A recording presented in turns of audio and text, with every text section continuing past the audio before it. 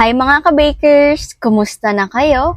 Eto na nga po ang ating Choco Chip Square!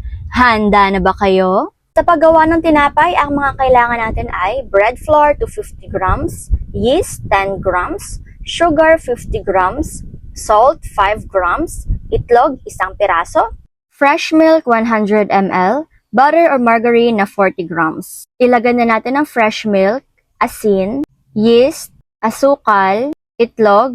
Haluin muna natin ito para naman matunaw na ang asin at asukal or yeast na ating inilagay dito. Pagkatapos ay atin nang ilagay ang ating bread flour. Buksan muna natin ang ating mixer at hayaan natin itong maghalo or magsama-sama ng kaunti. Pag okay na, ay atin nang ilagay ang ating butter or ang ating margarine. Okay, atin na nga po ulit buksan ang ating mixer at hayaan po natin itong mag-mix ng mga 10 to 12 minutes. Or hanggang po sa tuluyan na pong magsama-sama ang mga sangkap na ating nilagay dito at maging isang dough na nga po talaga ito. Ayan, okay na nga po to mga ka-bakers dahil dough na nga po siya atin na pong kuhanin. Ilagay na po natin ito sa ating lalagyan na mayroon pong mantika. Yan, atin na po siyang ilagay ng dahan-dahan. At kapag nailagay na nga po ito mga ka-bakers ay atin po siyang i-rest ng 15 minutes muna. Atin na pong i-ready ang ating lalagyan na 6x6x3 at 2 piraso nga po pala ito. Lagyan po natin ito ng makapal na mantika. Yan, ito na nga po sila mga ka-bakers. At pagkatapos naman po natin itong paalsahin ng 15 minutes ay atin na po itong kukuhanin. Yan, kuhanin na nga po natin ito. Ayan. Papalaparin na nga po natin ito mga ka-bakers. Dahan-dahanin lamang po natin. Yan. At dahil malapad na nga po mga ka-bakers, ay kukuha po tayo ng ating rolling pin dito. Pero muna, palaparin po natin ulit ng kaunti. Pagkatapos po ay atin na nga po itong ipapadaan sa rolling pin. Ang atin lamang pong gagawin ay ipapahaba po natin to at papanipisin lamang po. Pero hindi naman po dapat sobrang nipis para po hindi po mabutas ang ating dough. Okay, pagtapos na po ay maglagay na po tayo ng choco ganache na 250 grams. Kung gusto niyo pong bawasan o dagdagan po ang ating 250 grams ay okay na okay lang din naman po mga ka-bakers.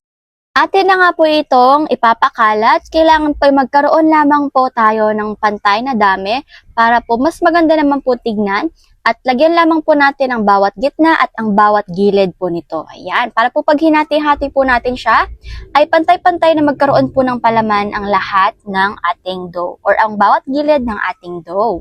At dahil tapos na nga po nating lagyan ng ating choco ganache, ngayon naman po ay lalagyan din po natin siya ng choco chips na 40 grams. Yung dami naman po ng ating choco chips ay pwede nyo po siyang dagdagan or pwede nyo rin naman po siyang bawasan. Ayan, at eto na nga po mga ka-bakers, dahil nalagay na nga po natin ito, ay atin na nga po itong irorolyo. Irolyo lamang po natin ito ng dahan-dahan. At sa pag-irolyo naman po mga ka-bakers, just take your time lamang po. Ayan, ganyan na nga po at narolyo na nga po natin ito mga ka-bakers. Alam ko po talagang kayang-kaya nyo po talaga ito. Kaya naman po mga ka-bakers, atin na nga din pong i-ready ang ating lalagyan dito. Dahil hahatiin na nga po natin ito, ayan, ang hati lamang po natin dito mga ka-bakers ay 8 pieces po. Yan. Kung gusto niyo po siyang gawing 4 na hati, kung gusto niyo po ng mas malaki, or kung gusto niyo po siyang gawing 10 or 12, nasa inyo na po yan. Depende rin naman po kasi kung ilan or magkano po natin ito ibebenta. Pagkatapos po mahati, atin na po siyang ilalagay sa ating lalagyan. Kada isang lalagyan po ay 4 po ang ating ilalagay dito. At eto na nga po sila mga ka-bakers. Ready na po ito para maipahinga ng 60 minutes. Iyon po ang kanyang propping time. Kaya naman mga ka-bakers, after 60 minutes ay eto na nga po at malaki na nga po sila. Maglagay po tayo dito ng ating napakasarap na choco chips or kaya naman po ang chocolate na ginadgad. Okay na okay din po ang chocolate na ginadgad mga ka-bakers. At eto na nga po sila, lagyan na nga po natin para mas lalo pa pong sumarap ang ating napakasarap na choco chip square.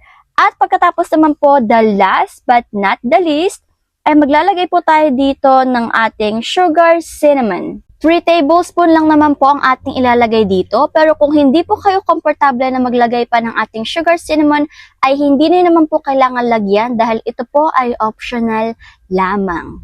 Okay po mga ka-bakers, at tapos na nga po tayo maglagay ng ating sugar cinnamon.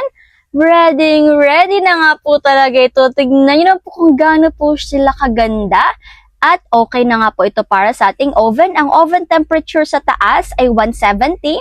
Sa baba ay 200 at ang baking time ay 25 to 30 minutes. After 25 to 30 minutes ay luto na nga po ang ating napakasarap na Choco Chip Square. Atin lang po muna siyang i-check.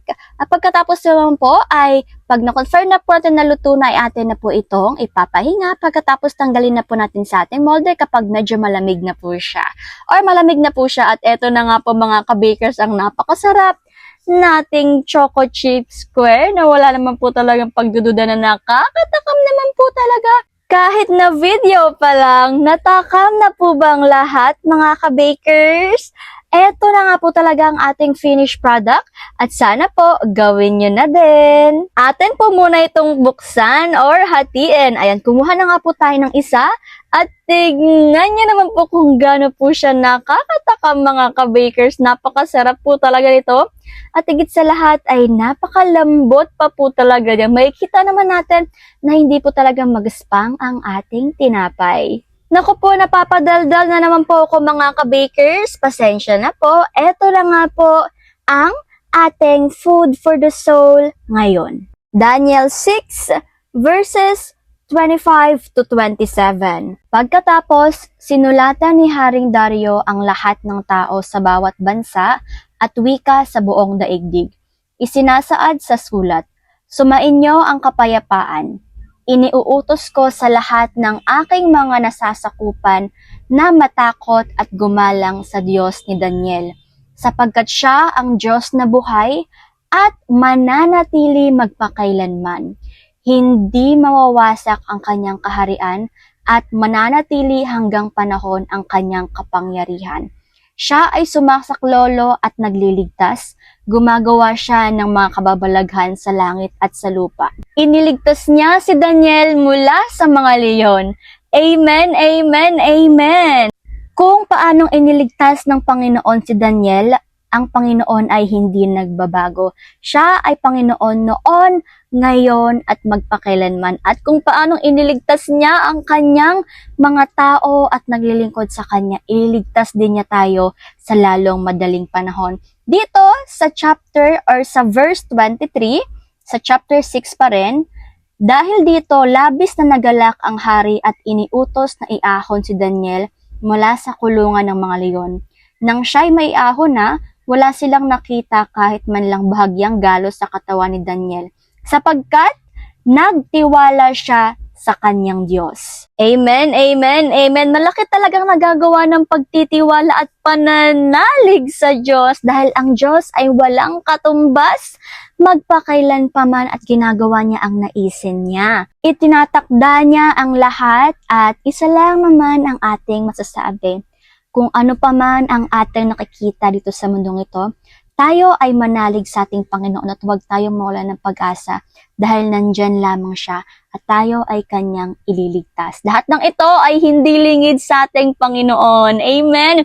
Hindi nga naman talaga po ako marunong mag-explain mga ka-bakers, pero yun lamang po atin itong basahin at pagnilay-nilayan dahil marami talaga tayong tututunan dito, kagaya nung tatlong sila Meshach, Abednego, di po ba napakitsi? Kaya naman po mga ka-bakers, hanggang dito na lang po muna ako. Paalam muna. Take care at higit sa lahat ay God bless. Naway magkaroon tayo ng pananampalataya na kagaya sa kanila hanggang sa huling panahon or hanggang sa huli o dulo ng ating buhay.